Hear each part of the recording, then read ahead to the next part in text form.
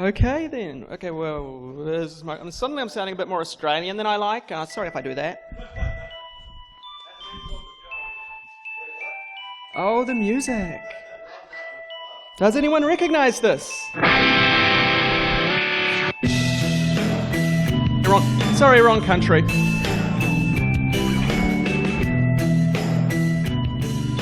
Any other takers? Zed, Renegade Fighter, really big in New Zealand about, that might be the problem.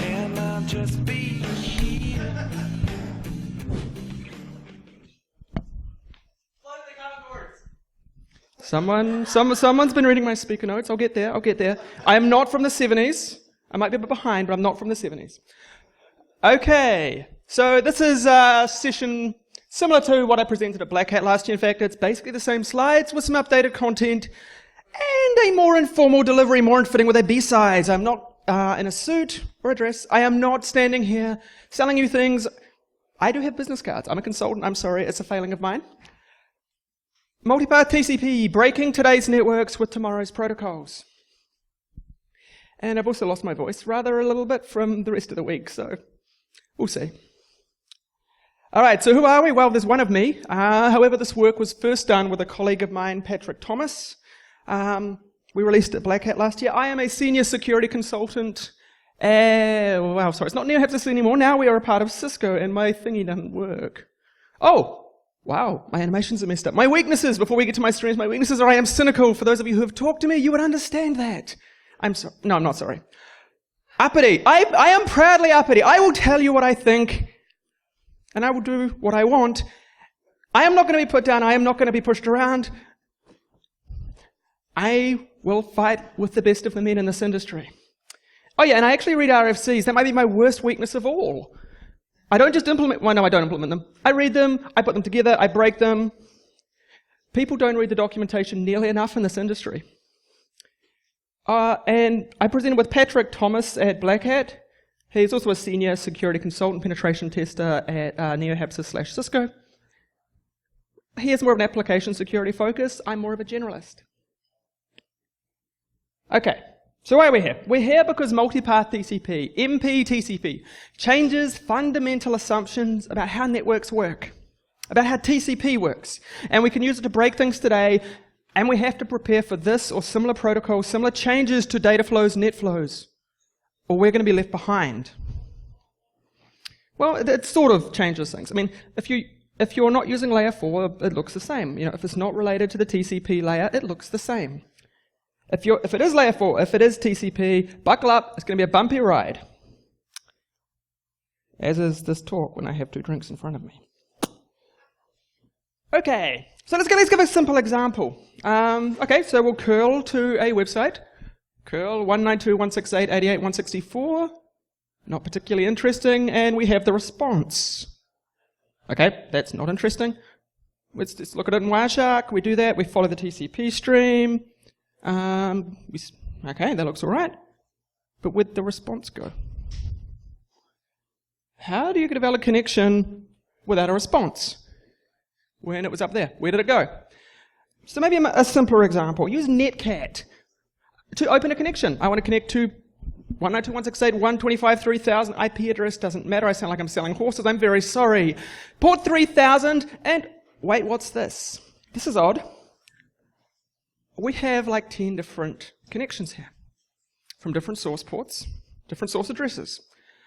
Oh yeah, and some of them are IP6 connections. Still to 3000. That's strange behavior to those of us who, expected Netcat to open one connection. Yeah. That makes no sense. None at all. I'm talking about both the slide and the previous one. Why did we see that? Why do we care?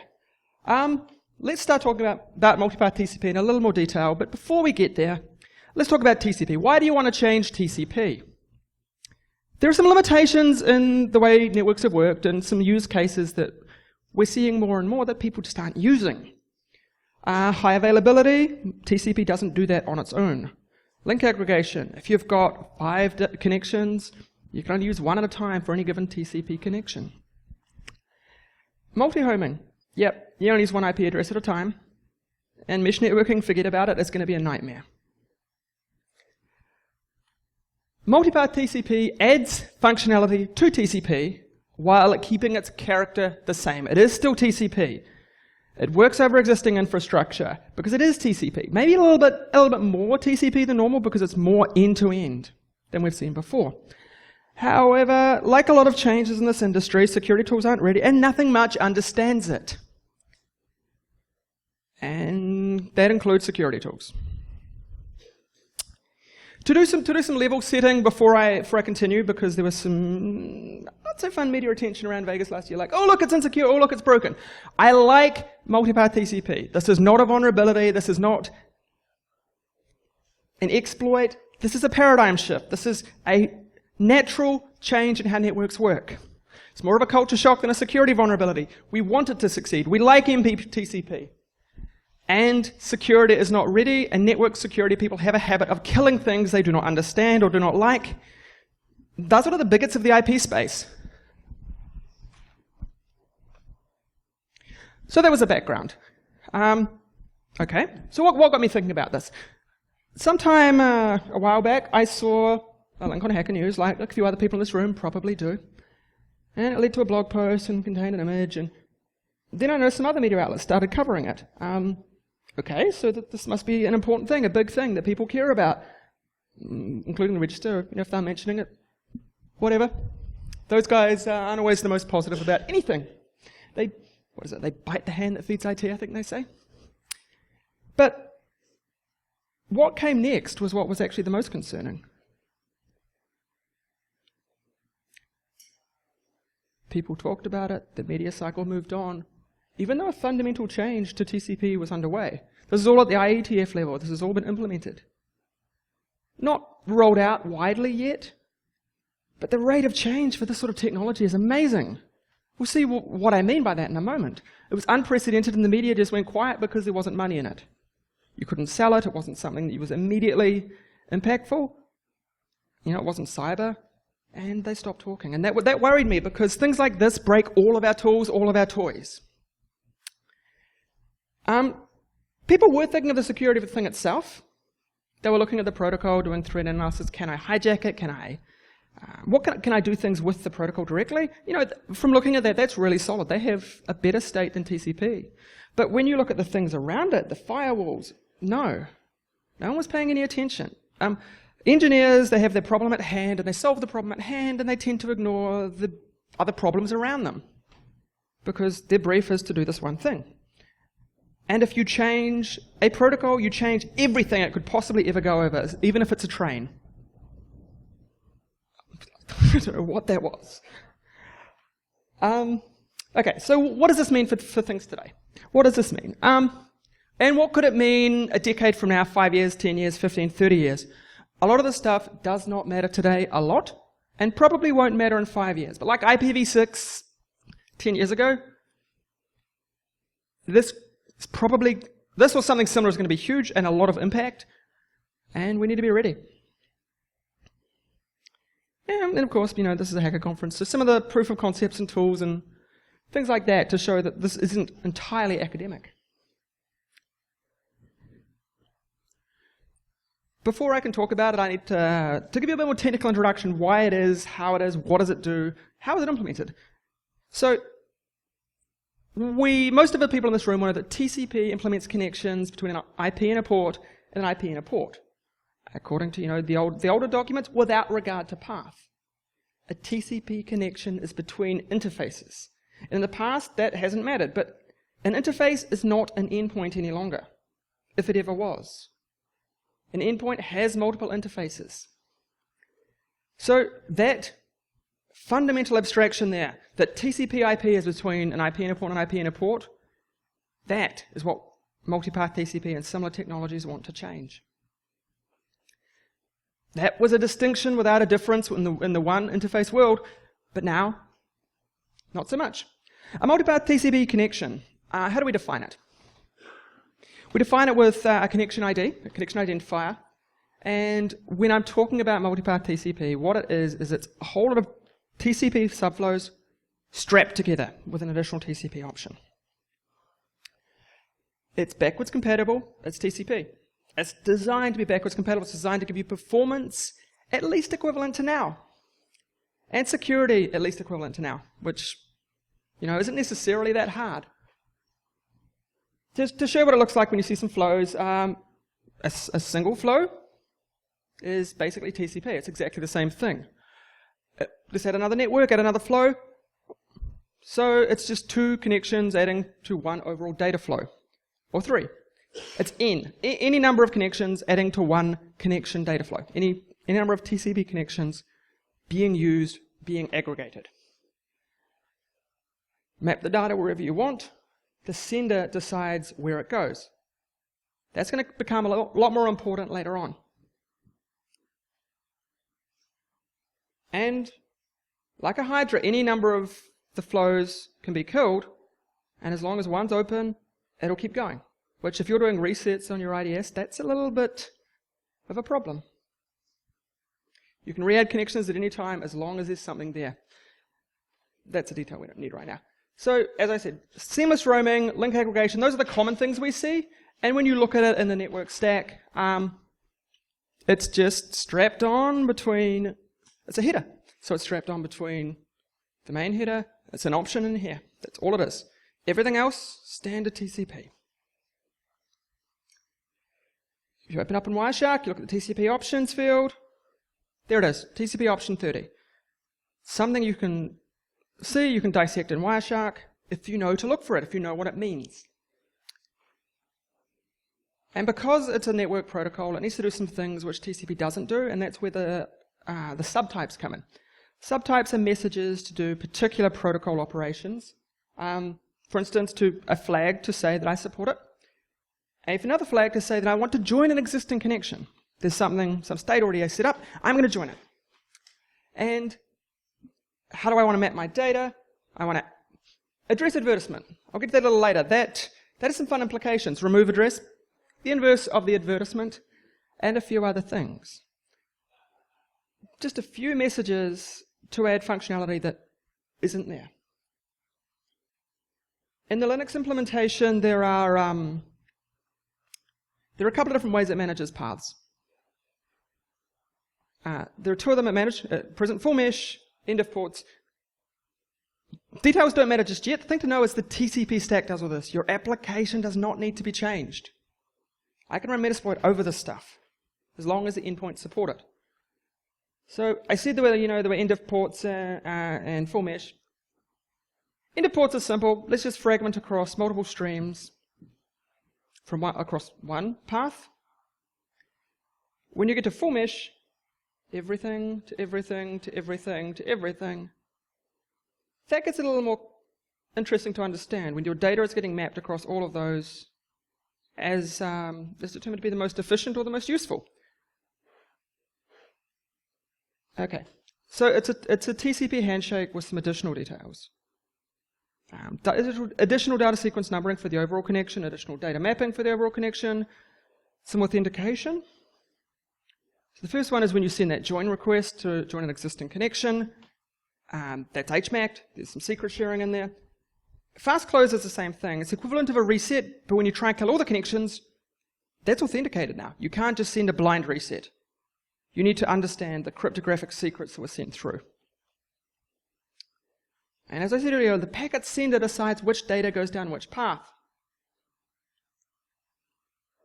All right, who's using it? And this has got a bit more interesting lately, because no one's using it at a large scale yet.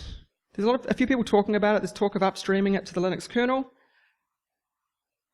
iOS is the biggest implementation to date. It's used primarily for Siri, but it's in the kernel. You can get to it.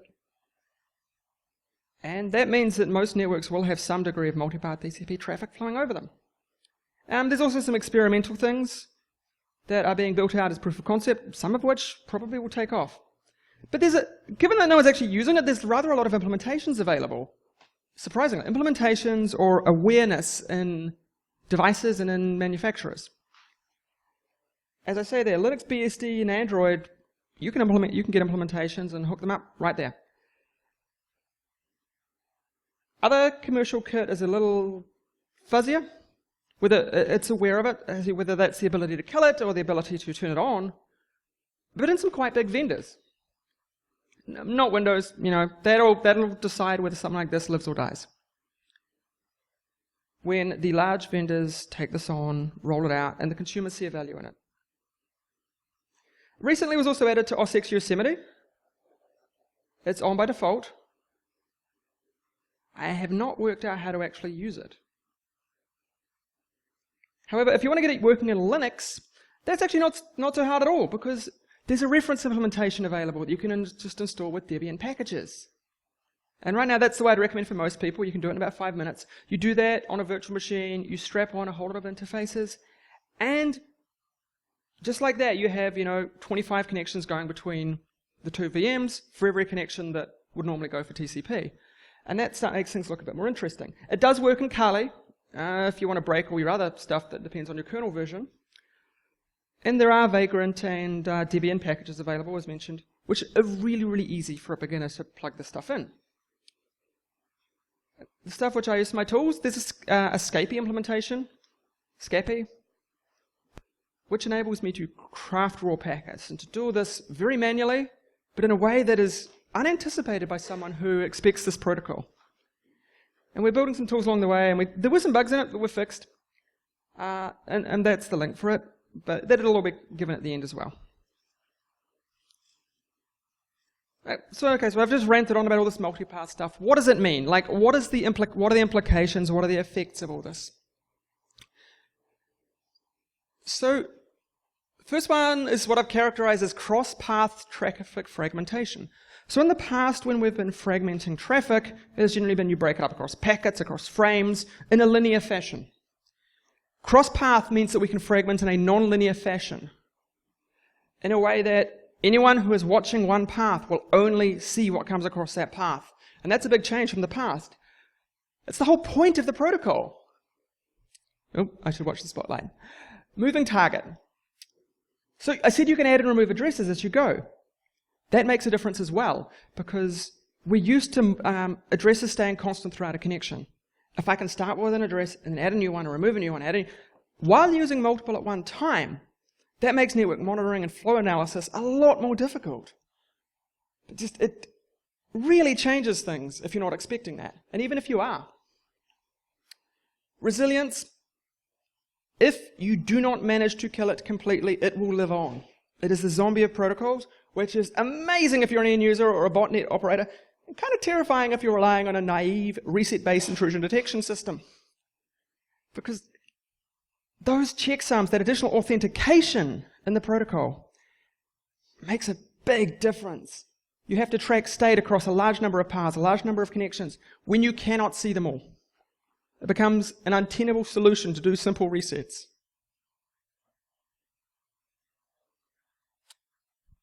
Another implication, and this is in the protocol, no one's actually implemented it yet. I said you can advertise addresses and remove addresses. So you can advertise an address to the other end, and it will then connect back to you.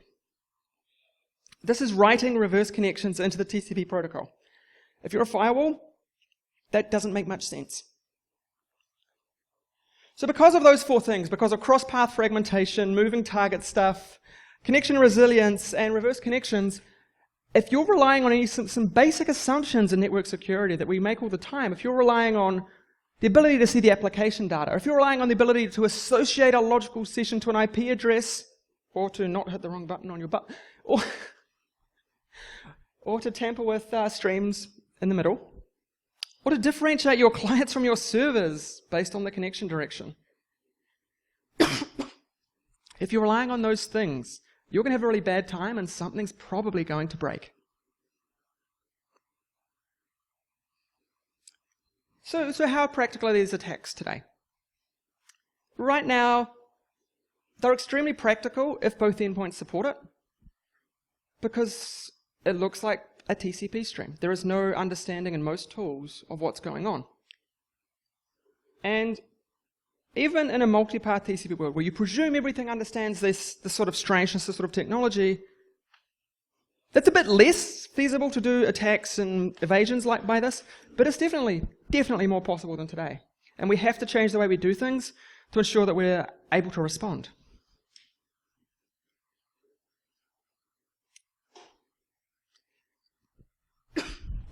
I think it's time for a drink. Straining my voice.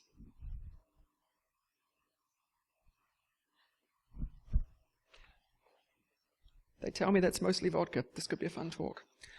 All of these things that I've mentioned so far, all of these complexities, you can mitigate them if you understand the protocol or if you do some attempt to decode it. But there still are some changes to how things work that you can't anticipate and you can't deal with. You can still only deal with the traffic you see, irrespective of whether you understand it when you do see it. A few slides back, I said that the packet sender, the initiator of that particular send of data over that connection, decides what goes where. A normal or a benign client will not do really weird things like one byte down every path alternately. But that doesn't mean I can't. There's nothing stopping me doing that. Because the protocol, like a good protocol, doesn't tell you how to do things, it tells you what you can do and what you should do. And that doesn't include congestion control directly. Very, very simple demo. This is a while back against Snort. I don't believe they've patched this because it's not, in most cases, a real-world exploit yet. I'm trying to talk 5 years ahead. So I'll talk through this video as we get there. Let's see if it actually works. So we have Snorby here running on Security Onion. If you're ever trying to do a quick IDS setup, definitely worth playing with. So that's just to demonstrate the distro it's running on. So if we tail our Snort log, so it's our Snort alerts, and then we've got the fragmenter, the Python fragmenter, which has been released. So N1, so just one connection to that end. We're just trying to send a file through. Open the connection, send across one, finish, close, all right, and it was picked up. So that's a degenerate case. We know our IDS is looking for that particular path. Now if we change the end to 5, sending across 5 subflows, that's when this changes. So we set up 5 connections at the start, we send the data through, and we close them.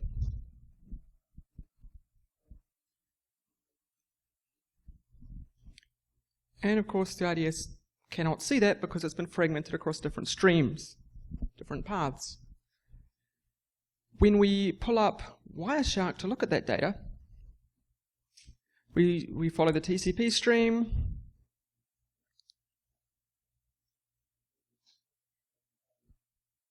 When we find it, there we go.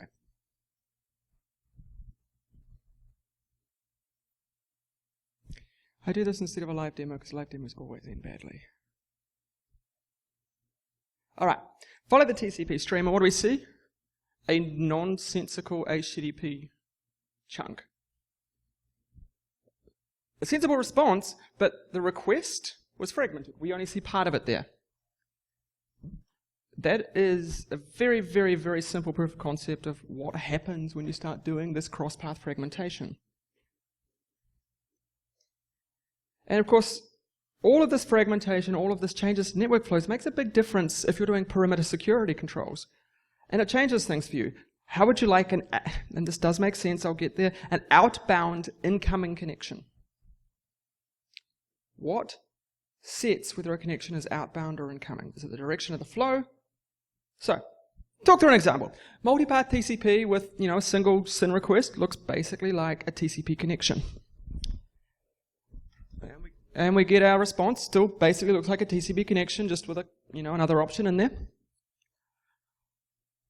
And we get an ACK, okay, so it's still a TCP connection. But let's say we add an address. We advertise an address from the client on the left through to the server on the right. We advertise that address. Now, the specific phrase in the documentation in the RFC is the host may set up a connection to the advertised address. There is the reverse connection. Now, is that incoming or outgoing? I've been looking at this for too long. I still don't know if that's even the right question to ask. I'm really, really confused.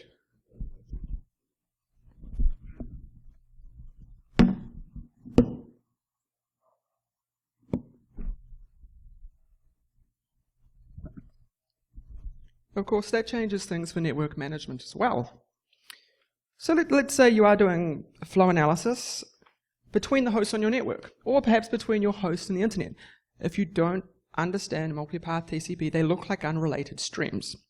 And that's how you end up with a very drunken spider web from a single host, a single web browser going to a single page via a single web proxy. Each one of those yellow blobby things on the end is a TCP endpoint. So an IP and a port. That doesn't make much sense. If I start correlating them by IP address, we still have an incoherent, confused mess. The spider is sobering up. Once you understand what's going on and how these are being strapped together, then you can start to make sense of it. You can see that it's fragmenting across a large number of TCP connections, but in terms of hosts, it's really, the same two endpoints.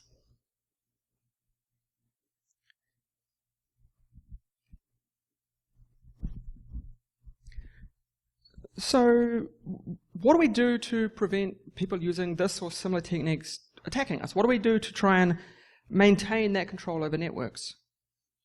Well, know it exists, get your people understanding where it's relevant and where this becomes more important. As it rolls out wider and wider, we need to make sure that our security technology or our firewall rules all support this stuff. We need to check the support in them, we need to look for it being used across the network. When I say check for support, not just your security tools, but also your servers, your other tools. You see if they're using it. And architecturally, there are some things we can do, a lot like other untrusted protocols, like SSL. You can terminate it. If you can find a way to terminate this successfully, you can control what goes out.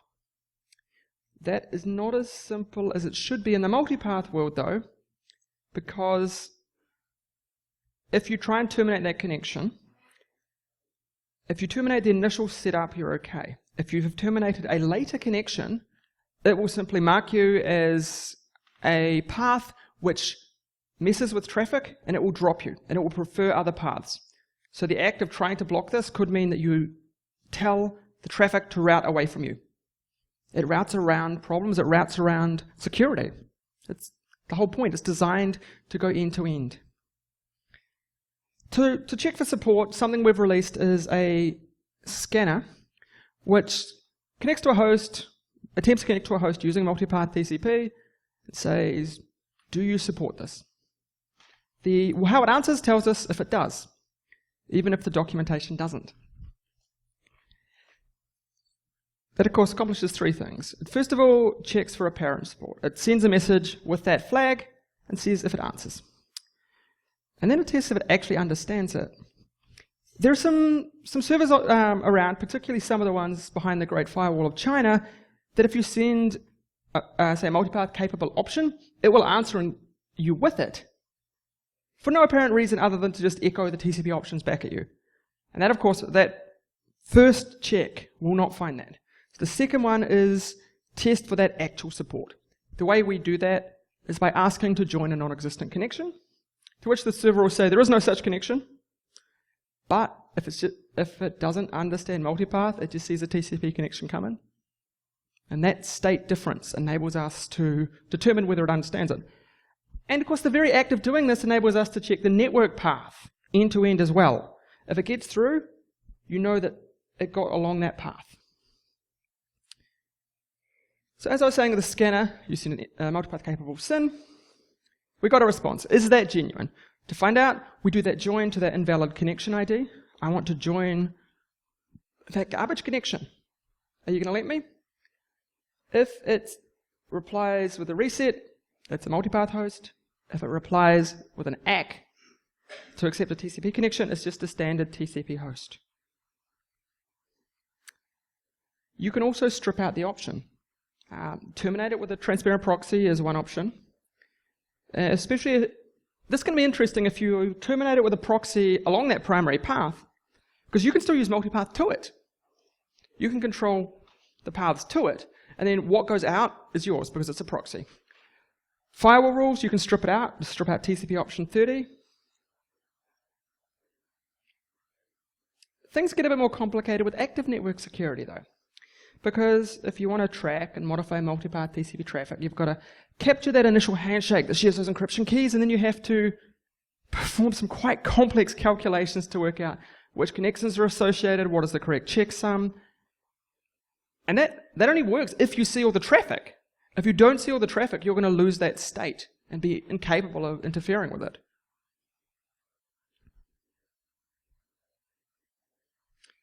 Okay, so what does this mean for the future? Well, one person's secrecy or privacy is another person's IDS evasion. So if you use, it probably won't be this, but if you use similar techniques, you can evade or make it asymmetrically more difficult for people who are monitoring your network traffic. Because now they don't just have to watch one path, they have to watch a few. I may not trust my ISP, I may not trust my cellular company, but they probably don't like each other either until they're talking about acquisition. All right, so what else is going to change in a multipath world when everything talks about this?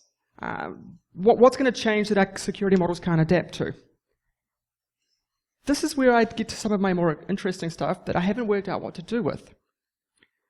If you have multiple connections on a device, neither of them is fully trusted, neither of them is fully untrusted. They have some confidence. And you can add those confidences together, and you just know that it's less likely someone's going to pop every path than that they're going to pop any one or any subset. So based on that, you can do things like split trust cryptography, whether that's spreading the key across paths, or whether that's doing, for instance, blockchaining. You chain a couple of blocks on that path, a couple of blocks on that path, where the decryption depends on the previous block. Because of that, if you do not get every path, that data becomes unintelligible even if you have the key. The agility is an interesting thing. The ability to hop around addresses, to change, for it to be about the endpoint rather than the address. I don't know how to deal with this, in particularly in IPv6 world, where every device could have a large number of possible network addresses. What do you do if it's hopping every few packets, every few connections, hopping networks? This all seems pretty simple to deal with if you're thinking that you own the one network. But when you look at it, this is something that transits a lot of networks that don't trust each other. A lot of networks that don't work together. That's why this changes things. Sure, a lot of technologies, similar technologies, have existed for bonding, for fabrics in the data center or in a single network. But this is something that works wide scale, layer 4, across the internet. There is some interesting research into the privacy implications already underway. There's a few of them. They do things like they spread the key around, or they will sometimes just send a signature of traffic back across the other path, which can just be an oracle for whether your traffic's been modified. There are some things which I've been playing around with, I still haven't managed to pull off, unfortunately. Getting the Yosemite code activated was a nightmare, a really surreal 3 weeks of my life. Really surreal. So it's in the Apple source code, it's in the kernel when I look at the classes and the objects, but it's locked off in kernel, I believe it's kernel private. As such, it's not trivial to get that working. You can get the headers, you can get the source code, but if you try and do that in a running build, I haven't succeeded. Maybe someone else can. If you do, great, please do. I got distracted before I finished it. I'd get distracted a lot, as we'll see. I also looked into getting multipath TCP to work over Tor. Terrible idea, don't do it. Don't do it if your life depends on it. Wait for someone else to research this stuff. Tor is an amazing tool, but people who get overconfident on it get people killed. So this was me playing around with it, trying to get it working, but of course, Tor by design strips out a lot of metadata to make sure traffic looks quite similar.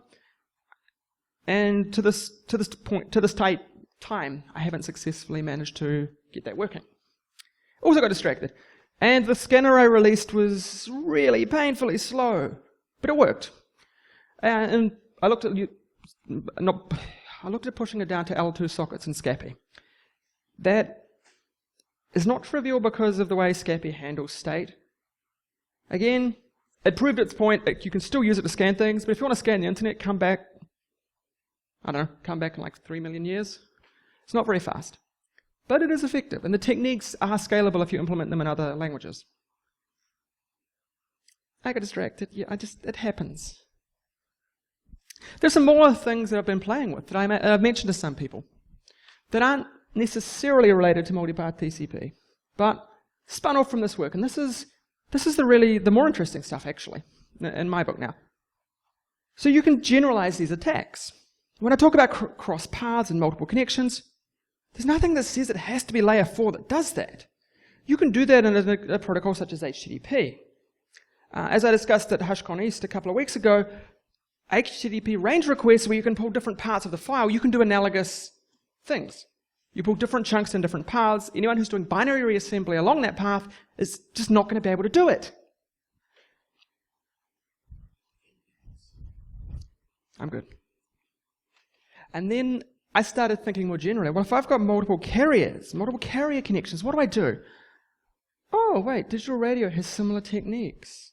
If I apply frequency hopping, spread spectrum techniques, or if I apply multiple access techniques, CDMA, across the internet, you can do some really messy obfuscation across multiple paths. It's really quite awesome. Really, really fun to watch. I can't make sense of it. If you're going to ever do this, make sure it's encrypted first so your entropy is high. Don't use this sort of stuff in place of crypto yet. That isn't advised. And it's really fun to watch this stuff go across and to watch network flow tools, forensic tools, try and understand what's going on when chunks are going all over the place, when bits of data are getting chained all over the place. You can do this with existing crypto protocols. So to sum up where we're at, multipath communications are coming. Maybe it won't be this one, maybe this one won't do it. Perhaps it'll be like SCTP and die on the vine in a few years in the consumer space. That's entirely possible. But as devices get more and more connected, as they get more and more mobile, something is going to come along that enables users to aggregate, enables them to roam seamlessly. And security relies on assumptions which are not going to stay the same in the long term. We have to adapt ahead and be ready for that. Because our security and our business models, everything relies on the ability to see what's going through and to understand what's going through, and we have to prepare. We're not prepared right now. Every tool I've thrown this stuff at best, flags it as in use, and in most cases just has no idea what's going on and throws it into the I cannot decipher this box. If someone wants to play around with traffic, we have a PCAP up here, which is a single file we've pared down, sent across a few different streams. The solution's up there now too, and that enables you to play with the traffic and to try reassembling it. Because so I said there's a connection ID. That connection ID is not the same in every packet. It changes. So you have to find ways to heuristically understand which bits go where and put them together. And that's not a trivial problem. But it is fun to play with. We have a solution up there as well as the challenge. It also may have been the challenge at the Capture the Packet at DEF CON last year, which no one solved and people hated me for. But this stuff's coming. We've got to be ready.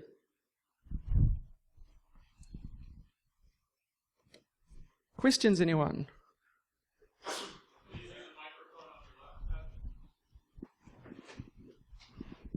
Hey, can you hear me? Cool. Thanks for the talk. You covered some of the security concerns with this, but it strikes me that a number of applications have been doing this at the application level for years, and the middle boxes have not been aware of it. They have. And so could you potentially see this as a security benefit since they're standardizing this behavior, and so this is actually going to be something that is more likely to be understood by the middle boxes? So regarding is this a good thing because it standardizes, I'm always in favor of open standards, standardization, techniques, technologies, tools that we can understand. Although I don't know that the reasons I've done that have always been the same. This is a really nice bonding technique. And for across networks, it happens a lot. For application layer, you're right, they've been doing it for a while.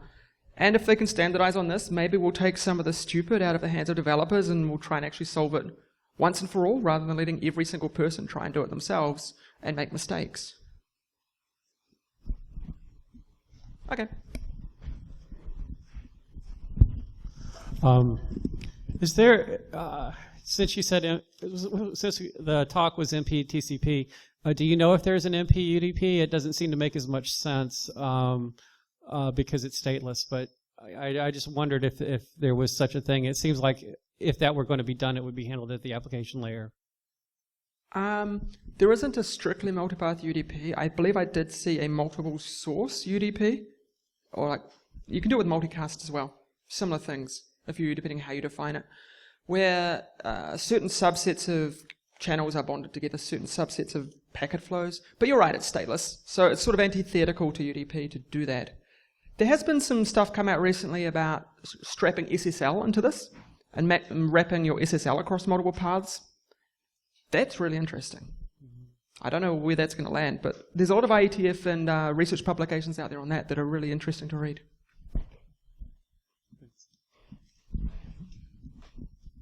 This is mostly a hypothetical kind of question, but in I a controlled environment, comparing traditional TCP and multipath TCP, would multipath be expected to create more or less load on the endpoints, or more or less bandwidth consumption, or efficient use of bandwidth? So it's a bit of both. Using multipath TCP on an endpoint does require tracking additional state. So it adds additional computational load. It also adds a degree of network load to add the extra metadata to manage that. However, it also, in other metrics, it gives you improvement, so such as delay or timing. If a path starts misbehaving, it'll bias to another path and start using that while the other one is sorting itself out. So it depends what your metric is. Does that make sense? Yes, thank you. Okay, I got a couple ones for you. So first of all, have you seen any kind of kits using this in the wild for obfuscation techniques right now? I haven't. Or heard of it? And I've deliberately not released the stuff I have. If botnets start doing some of the stuff, tools are gonna fall over. We just can't handle some of this right now. Right. Also, have you explored potential vectors for taking advantage of the resiliency feature of the fact that if one of the connections is terminated after the initial setup, you were mentioning it, if it's terminated after initial setup, then it'll remove that path from its list and it'll follow a different path. Have you looked at taking advantage of that as an attacker to direct traffic to another point in another path that you have more control over, or to use for potential denial of service? So you can. You're right. If you can manage to bias which paths it uses in your favor, you get more control. It depends if you call it an initial handshake. If you call the initial handshake and the initial keys, Right. all bets are off. Yeah. It sends the plain text. Sure. And then also, did you explore using it, essentially initiating a multipath connection yourself to improve network mapping techniques?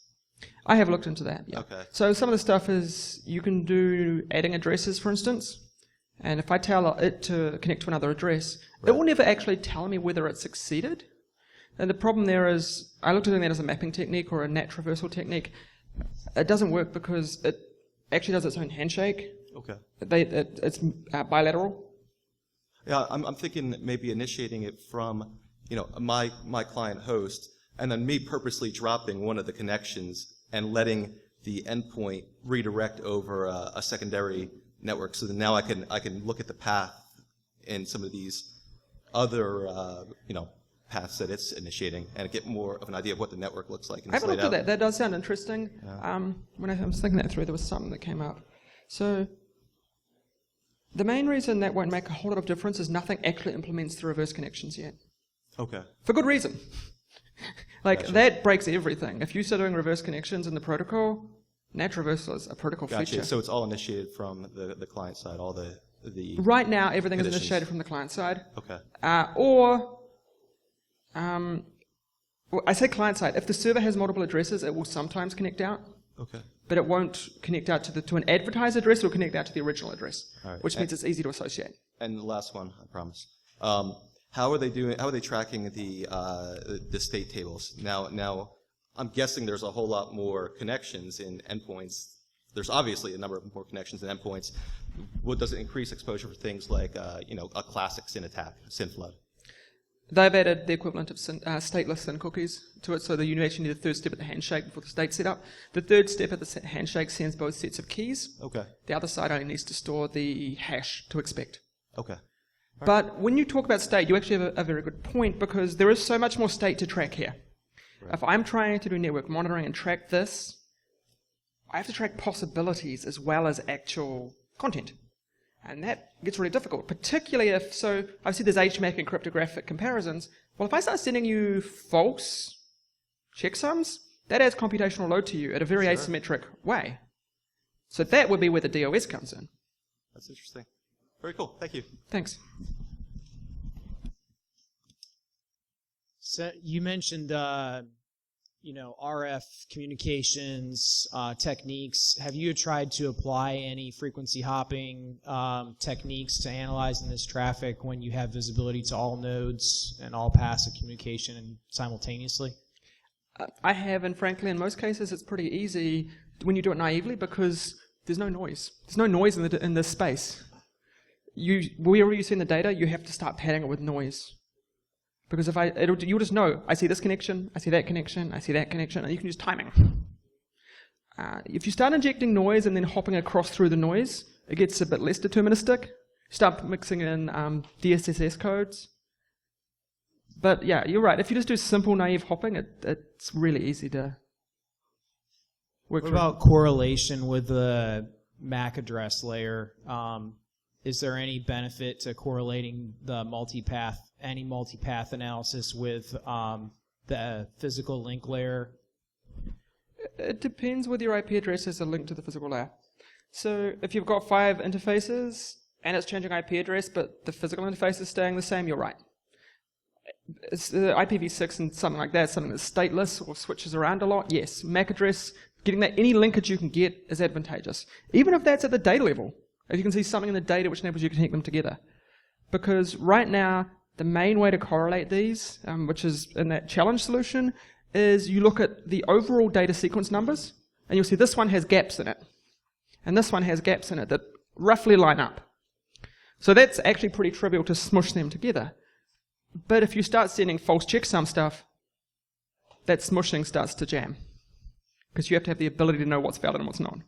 So the obfuscation through the checksum randomization is the primary hurdle for correlating traffic at this time? In multipath TCP, yes. In the techniques more generally, there's a lot more to talk about, and we should talk later. I have some fun stuff. Last question, promise. If there's not more than one path and only one connection is permitted per, then is the protocol effectively disabled? It's the degenerate case. It still works. It still sits there, but it's just TCP. The whole thing was designed to just fall back to TCP. That's why it's backwards compatible, and that's why it's so scary. It either works across existing stuff, or it falls back to TCP, and the user never knows. Which is why it's so wonderful for the user, because it also just works. You don't have to change your networking equipment in most cases. You don't need to. It just runs in the TCP space, in the IP space. Thanks so much for your work on this and for your dialogue too. Thanks. I just hope people start adapting to it. Is that everyone? You bringing me more drinks? I should finish these ones. I gotta finish them? All right. All right. I want you to goad me while I